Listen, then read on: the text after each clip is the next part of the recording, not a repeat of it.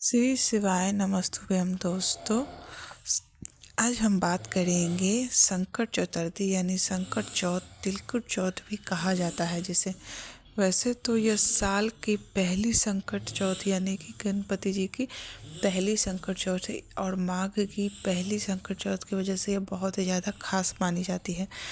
कहा यह जाता है कि संकट चौथ के दिन यानी कि तिलकुट चौथ के दिन के रूप में भी यह मनाया जाता है और मकर संक्रांति के बाद ही यह चतुर्थी आती है। और यह चतुर्थी खास इसलिए होती है क्योंकि यह माघ के महीने में मनाई जाती है और यह साल की सबसे पहली और सबसे ज़्यादा शुभ और लाभकारी मानी जाती है। कहा जाता है कि इस दिन अगर आप कोई क्रिया को बहुत ही मन और भक्ति से करते हैं तो उसका 4 गुना लाभ आपको प्राप्त होता है। तो चलिए मैं इसका उपाय आज आपको बताऊंगी। सबसे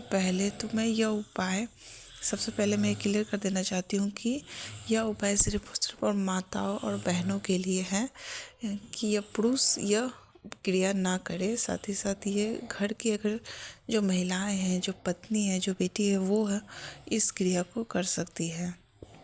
तो चलिए, यह क्रिया सबसे ज़्यादा ज़रूरी माताओं के लिए है। जो भी माता अपनी बच्चों के लिए हमेशा ही परेशान रहती है कि उनके बच्चों का मन पढ़ाई में नहीं लगता है, उनके बच्चों के कैरियर अच्छा नहीं चलता है, उनके बच्चों को हमेशा ही तबीयत खराब रहती है, फिर कोई बीमारियां लगी रहती है, तो उन माताओं के लिए यह संकट चौथ यानी तिलकुट चौथ बहुत ही ज़्यादा लाभकारी सिद्ध होता है। बस इस दिन एक छोटा सा उपाय करके आप भगवान शिव के साथ साथ भगवान गणपति बप्पा को भी प्रसन्न कर सकते हैं और उनकी कृपा प्राप्त कर सकते हैं। साथ ही साथ आप उनकी आशीर्वाद से अपने बच्चों के जीवन में जो भी हानियाँ चल रही है, जो भी परेशानियाँ चल रही है, उन सारी परेशानियों को आप दूर कर सकते हैं।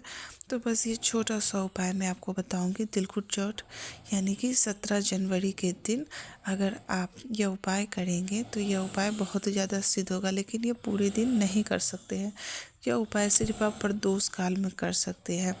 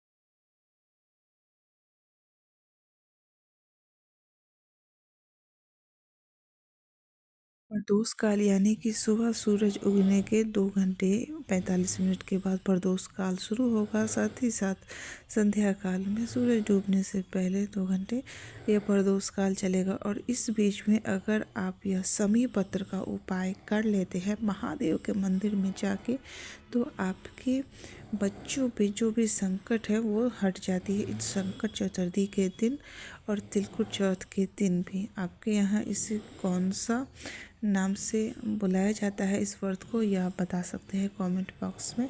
तो चलिए मैं बताना शुरू करती हूँ कि शमी पत्र का कौन सा उपाय करने से आपके बच्चों पर से सारे संकट हट जाते हैं। तो चलिए वीडियो को ज़्यादा लंबा नहीं करेंगे, बस फटाफट से आपको बताते हैं।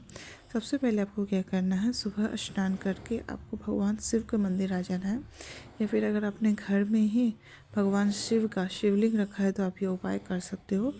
जिन लोगों के घर में शिवलिंग नहीं है वो यह उपाय शिव मंदिर में आकर यह उपाय कर सकते हो। तो चलिए सबसे पहले क्या करना है आपको, आपको लेना है समी पत्र यानी कि समी के पत्ते।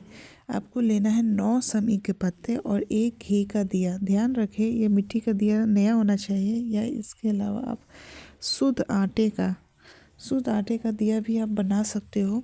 लेकिन ध्यान रखें जब भी आप भगवान शिव की पूजा करने जा रहे हो, भगवान शिव के मंदिर में जा रहे हो, तो आप गोल वाती का दिया बनाएं। अगर आप इच्छा पूर्ण करने जा रहे हो या फिर इच्छा मनोकामना मांगने जा रहे हो तो आप लंबी बाती का दिया लगाएं। इससे आपकी मनोकामना जल्दी पूर्ण होती है। तो यह क्रिया जरूर ध्यान रखिएगा। लेकिन आप सिर्फ पूजा करने जा रहे हैं, भगवान की भक्ति करने जा रहे हैं, तो आप गोल दीपक लगा सकते हैं। तो चलिए शुरू करते हैं। सबसे पहले क्या करना है कि अशोक सुंदरी वाली जगह पर आपको 9 समी पत्र की जगह 5 समी पत्र चढ़ा देना है। वही बची हुई 4 समी पत्र आपको भगवान शिव पर चढ़ा देना है। ध्यान रखना है आपको। और इसके साथ ही साथ आप एक सीधा नारियल भी चढ़ा सकते हो। और यह एक घी का जो दिया होता है, इसको आपको भगवान के मंदिर में एक घी का दीपक प्रज्वलित करना है। अगर ये आटे का हुआ तो बहुत सही हुआ। जो उसके अलावा आप एक दीपक आप शिव मंदिर के, जैसे आप ये पूजा कर लोगे ना, तो एक दीपक आप बचा के रखिएगा। और जैसे ही आप पूजा कर लोगे ना, तो शिव मंदिर के गेट पे आप दाहिने तरफ एक दीपक जो कि आटे का बना होना चाहिए, इसको आप मंदिर के गेट के साइड में ही जला दीजिए और वहाँ पर दिए के नीचे थोड़ा सा चावल डाल दीजिए। ऐसा करने से आपकी मनोकामना पूर्ण होती है। साथ ही साथ आपके बच्चों पे जो भी संकट आती है वो सारे संकट टल जाती है, क्योंकि ये संकट चतुर्थी का व्रत ही इसलिए किया जाता है। इसलिए माताएं बहनें करती है ताकि उनके बच्चों पे कभी कोई मुसीबत ना आए, उनके बच्चों की इच्छा पूर्ण हो, नौकरी हो, तरक्की हो। साथ ही साथ उनके संतान पर से कोई भी विपत्ति ना आए। और भगवान गणेश के साथ भगवान शिव आपकी रक्षा करते हैं। साथ ही साथ आपके बच्चों की उम्र भी लंबी होती है। इसलिए माताएं बहनें यह उपाय करती है। वीडियो में दी गई इस जानकारी अगर आपको अच्छी लगे तो आप मेरे चैनल को सब्सक्राइब कीजिए, लाइक कीजिए। आप मेरे चैनल पे नए हैं तो प्लीज़ प्लीज़ मेरे चैनल को सब्सक्राइब कीजिए और अपने फ्रेंड्स और फैमिली के साथ इसे शेयर कीजिए।